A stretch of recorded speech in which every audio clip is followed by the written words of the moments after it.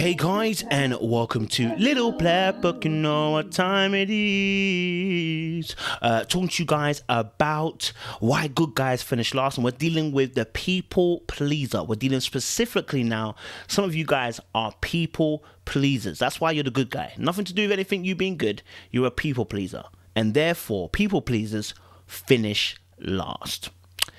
Guys, if you're new to the channel, make sure you like, share, subscribe, click on that bell button for notifications of the uploads. And for those of you returning as well, you got them in the rolls, you got them in the rolls. Alright, let's talk about it and let's deal with some real things. So, good guys, why are they finishing last? They're people pleasers. So let me tell you a story again in Balamori before we go any deeper.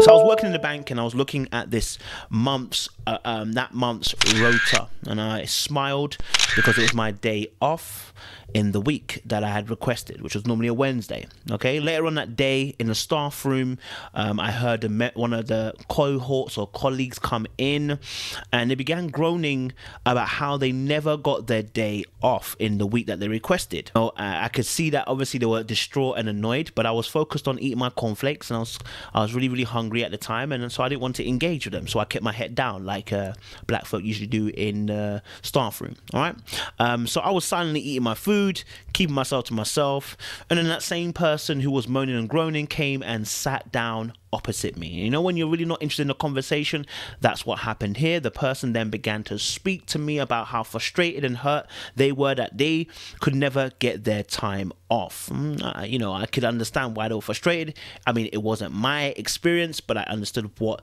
they were feeling. And so, you know, I nodded my head in acknowledgement. I had to wipe a few bits of milk that were in my beard off it as well. But I was listening to what they were saying half-heartedly, all right? And then this person, you know, as they were spouting, you know, they were actually a really good worker. They were really good. They were on job. They were on time. You know, they were, you know, malleable. They were, you know, whatever you told them to do, they would do it. No questions asked. Like, they were really on job. Like, whatever you want them to do, they would do it. You know what I'm saying? You know, if they wanted to overtime, they would do overtime. They were staying late.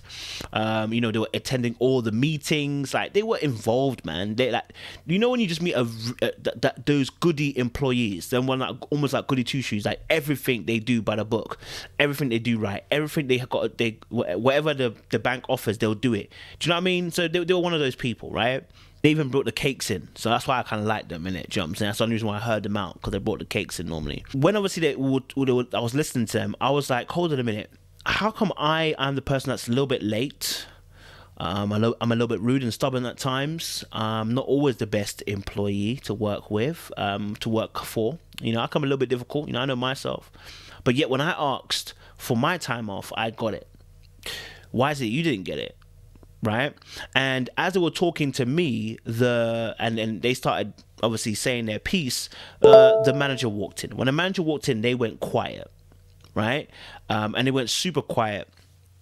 And I was like, okay, cool, I get it. That's the manager who's doing the rotas, so you don't want to be cussing. I get it. I do understand. But when I looked at the situation, I realized something. You do everything for them, and when you ask them a little thing, they don't do it. And I wondered, why was you doing all these little things for them, right? And you were doing all these little things in the hope that they would give you this.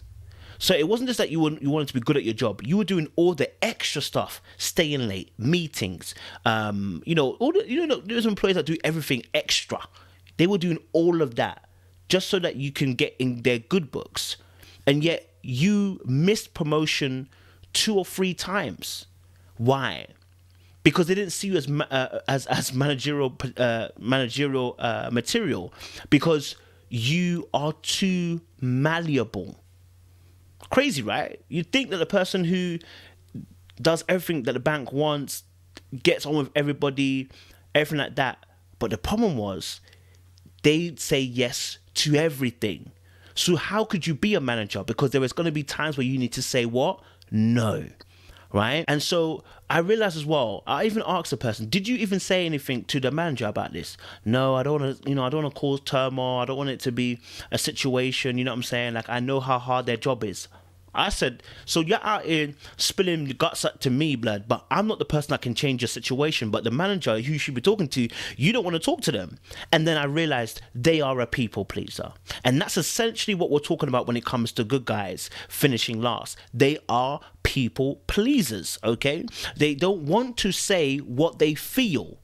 They feel it. And that's what they feel it, but they don't want to say it. They have an inadequacy when it comes to expressing thought. You're not comfortable with it, yet you're doing all the stuff, all the good stuff, so that the person can maybe respond to you and like you, rather than actually just doing it because you want to do it or doing it because it's part of your job. You're doing all the extra stuff to make them feel like they like you best. And really, when it comes down to even expressing your desires and thoughts, you can't express it.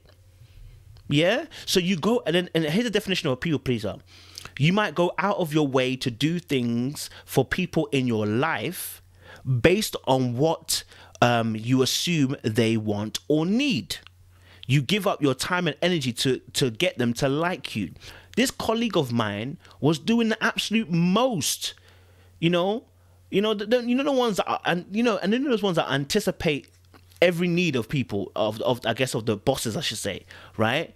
Coffees and all that kind of stuff. Like, you were doing the most, but you're doing it so they can get to like you. You understand? Yeah? Not that it's truly you.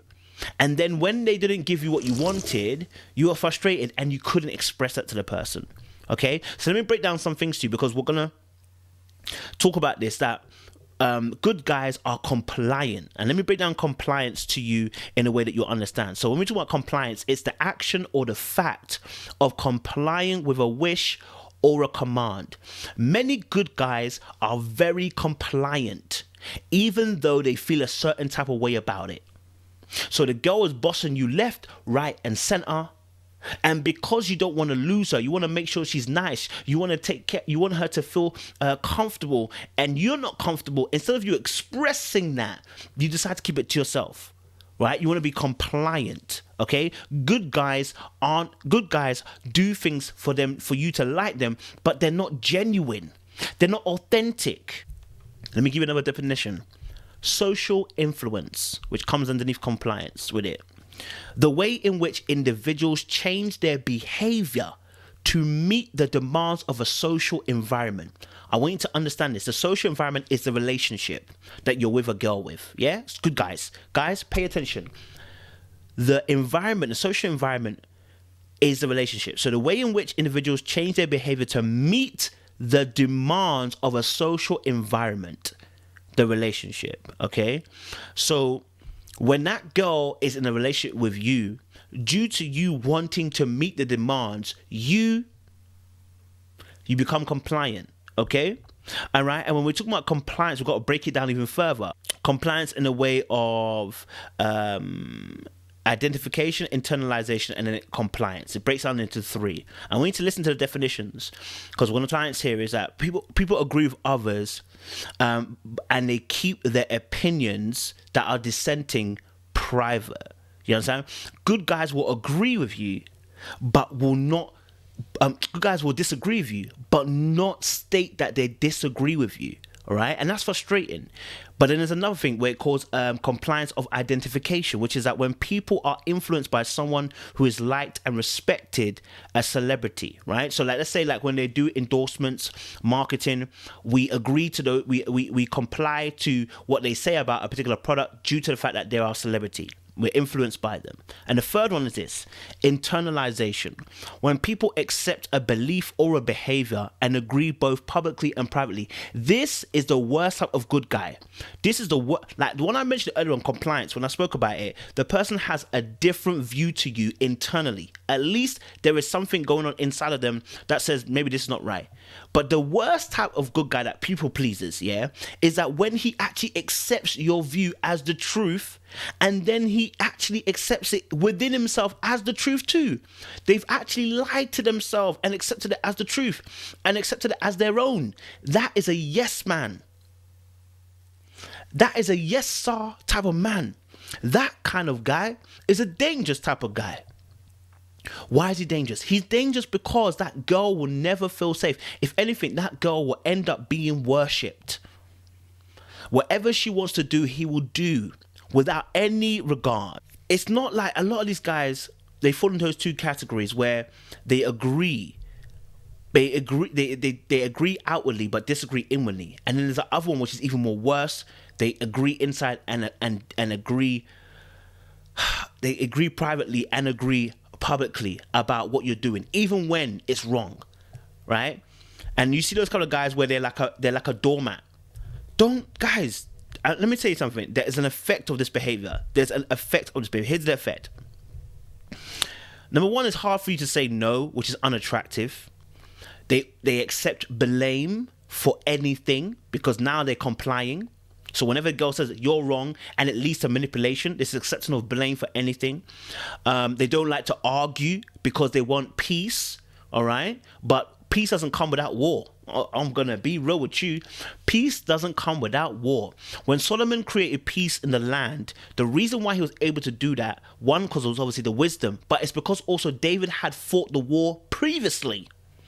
You understand? So when he came in, the war was quelled because of the wisdom. But I'm sure a lot of them would have fought as well at the same time. My dog, this guy's daddy was someone special. You understand? So the work had been done before him. You know, peace comes with war. Sometimes the war is within oneself. Sometimes the war is the outer world. Peace doesn't come without some type of war happening. Okay, so these guys don't like arguing because they want peace. But the truth is, whenever you ignore the argument, you're actually sweeping people's feelings underneath the rug, really dealing with the issues at hand. That is not attractive, and that is also a case for somebody to blow up in the future. Okay, for it to, we call it pile on, yeah. And when they pretend to agree with everyone, it's scary for a lot of women. Let me talk about the effects, how it affects women and how they look at you. Like I said, they might take advantage, but the thing is here, it's scary because there's no boundaries. You're willing to do anything for them. There is no boundaries. It's scary for them because now you've gone into worship mode, and you shouldn't be a worshiper. You're a partner.